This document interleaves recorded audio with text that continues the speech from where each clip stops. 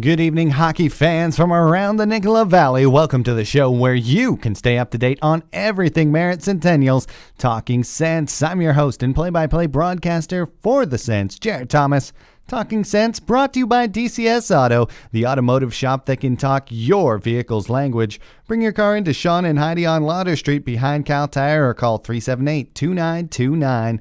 The Sense just completed the Island Swing, and the action continues this week with games against some other out-of-division teams, the Langley Rivermen and the Chilliwack Chiefs, before the Sens face one of their rivals in the interior, the Salmon Arm Silverbacks, on Saturday night. But let's start with a quick word from the Sens wheelman, Steve Rose, about what goes into a road trip like the Island Swing.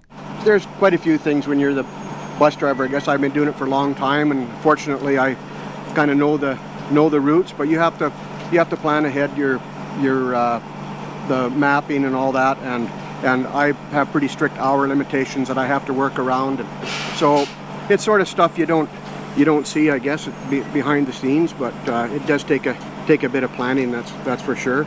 But over the years, I guess almost 20 years now, I've pretty much seen it all. Steve Rose got us safely to Powell River, where the Centennials will pick up action with them trailing 1 in the first period, looking for that equalizer. Sam Miller follows up the play, and he'll skate it out of danger, lead the rush himself, plays it on the left side for Court. Court finds the trailer in Schneider. Schneider throws a shot on top corner! So the Sens tie it up, and they head into the second, tied at 1s. And early on in the second, things started to get weird. But first, Zach Risto converts on the power play. Now Brendan Schneider on the right wing. A chance for an odd man rush the other way. Drops for Risto. Risto to the slot. Takes the shot and score! Zach Risto rips a wrister and ripples the mesh. Risto scores after a rush shorthanded for the Powell River Kings, and maybe that was a bit of foreshadowing as the Kings get right back into it. Couldn't even finish singing Risto's praises before Powell River scores one. 2 minutes later, they score another, and then 5 minutes later, with the Sens on another power play, they get one shorthanded. To the attack, cutting in, saves by Berger in sight, and they'll score! Trying to save you from the obnoxious goal horn they have in Powell River. But those obnoxious Kings, they score one on the penalty kill. Shorthanded goal, first one the Sens have surrendered in a Coons age. Luckily, a minute and some odd later, Ryland Van Unen got the Sens back within one. The Kings will work it back, and they'll flip it out of the zone. Colton Gerlach now has the puck in his own end. Plays it up to Matt Copperwood. Ryland Van Unen on the outside with speed, cutting in, throws it up top, he'll score! The Sens had 4 opportunities on the power play in the second period. On the first one, they scored with Zach Risto. On the second, they surrendered a shorthanded goal. And on the third, they surrendered a shorthanded goal again. Leghorn gets to the loose puck after a bit of a bobble. Kimball picks Gerland's pocket. Now he's off to the races. Kimball, his shot beats Berger. Walker side. Thus is the first matchup the Sens have surrendered 2 shorthanded goals in the same game all season. But they still had one more power play left in the second period, and they decided to get a goal with the man advantage instead of surrendering one. For Court walking in. Backdoor for Wicks.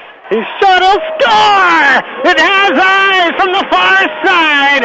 Nick Wicks from another time zone beats Rolf down low, and it's 5-4. 5-4 to end the second. Also, a double minor to Joey Berkopek to end the second period meant the Sens started on the penalty kill in the third. 4 full minutes. Took another penalty, had to kill that one off, and that kind of set the tone for the third. Sens not able to mount the comeback, and the penalty theme continued into the next night against the Nanaimo Clippers, which is where we'll start segment 2 when we return to Talking Sense with me, Jared Thomas, on Q101, and it's all brought to you by DCS Auto. Welcome back to the show where you can stay up to date on everything Merritt Centennials Talking Sense. I'm your host and play-by-play broadcaster, Jared Thomas. Talking Sense brought to you by DCS Auto, the shop that can talk your vehicle's language. Bring it into Sean and Heidi behind Cal Tire on Louder Street or give them a call, 378-2929. In segment 1, we recapped the loss in Powell River, a 7-4 defeat at the hands of the Kings. But in segment 2, the Sens on the road took the ferry over to Nanaimo, a bit of a homecoming of sorts, as Matias Del Monte, the Nanaimo native, got to play in his hometown for the first time this season, and Austin Roden, the Victoria native, got to play against his former club. Austin Roden got the start. Matias Del Monte was in the lineup, but in the first period, it was the Clippers that clipped the Sens. 6 minutes into the game, comes Cecilia to the side of the net. Bourne scores. That goal would be the only goal of the first. Centennials had 4 power play opportunities in the first period, couldn't convert on any of them. In the second period, they'd only get 1, and then the tide started to shift in the referee's mind. The Centennials were now the ones lagging their feet, and they've got whistle after whistle. Nanaimo didn't convert on any of their chances in the second period, but early in the third, they converted on their first to make it 2-0. And Crozier makes one alongside on Austin Roden on the power play. The Sens took 4 penalties in the second period, followed that up with 6 in the third. Luckily, they have some of the best short-handed players in the league, one of them being Zach Zorn. The near side throws it into the middle. Zach Zorn intercepts with some speed. Zorn on the outside, cutting towards the net. Zach Zorn on the second score! What a move! Zach Zorn diving through the crease on the backhand. He gets it past Gal. It's 2-1. Sens back within 1, but with all the penalties they were taking, it meant that Austin Roden, the former Clipper, had to stand his ground in net. Behind the net, plays it to the line, deflects right in front. Roden, huge save, kick save, and he'll hang on. And with all those penalties, he wasn't done there. Now Harris working in, outside in. Oh, what a kick save by Roden! He had completely dangled Monroe out of his jockstrap, but Roden, the last line of defense, with a crazy kick save. Roden did his part throughout the third period. Sens were trying to push back late, but before they could even pull the goaltender, the Clippers got another one. Brodziak on the left wing. Colley centers. Millette, the score! That was scored in the final minute of play in the third period, effectively icing the game for the Merritt Centennials. So they fall in Powell River 7-4. They fall in Nanaimo 3-1. Set up a game the following day against the Cowichan Valley Capitals, the worst team in the BCHL. The Sens needed to salvage something on the road trip, and they would get a good start on Sunday with a nice home-cooked meal, courtesy the Del Monte clan, which was one of the best stories of the weekend. They came out in force to support Matias Del Monte in Nanaimo, his grandparents flying in from Kitimat to visit their grandson before and after the game. And then on the Sunday morning, they had not just Matias, the whole team came over for breakfast. They fed the Army and got them ready for that matchup against the Cowichan Valley Capitals. We'll recap that in segment 3. Have a look ahead to the week that will be. You're listening to Talking Sense, brought to you by DCS Auto on Q101 with me, Jared Thomas. Welcome back to the show where you can stay up to date on everything Merritt Centennials Talking Sense. I'm your host and play-by-play broadcaster, Jared Thomas. Talking Sense, brought to you by DCS Auto, the shop that can talk your vehicle's language. Give them a call, 378-2929 when things go wrong.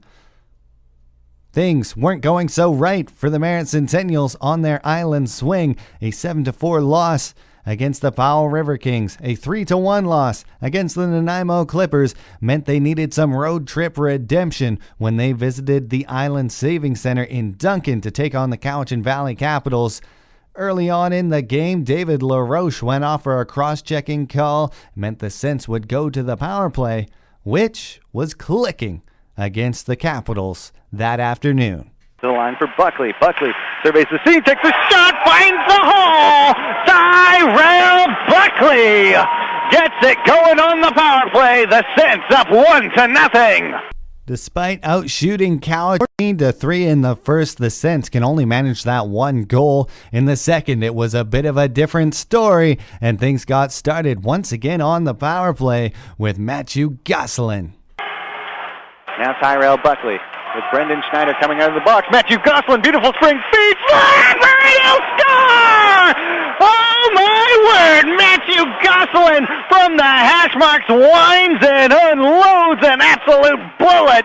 Beats Coughlin mid-blocker side. The Goose is on the loose again. Goose getting on the scoreboard for the while. And for those that don't know, the Goose, he billets with Matias Del Monte. And as I mentioned in segment 2, Matias Del Monte had his whole clan following him. The Sens even went to his house for breakfast on Sunday morning. Well, to cap off all the good feels, Sam Miller strips him of the puck, plays it up the wall. Zach Risto, 1-on-2, 3-on-2 advantage though. Zach Court on the left side, his centering feed goes back to the line. Del Monte throws it, it goes in! Matias Del Monte, the bench goes wild! Del Monte couldn't get it done in front of the hometown crowd in Nanaimo, but just as good in the Island Saving Center in Duncan. His family still there to take in his first BCHL goal, and that was the highlight of the weekend. But still, getting back to the game now, the Sens not done yet.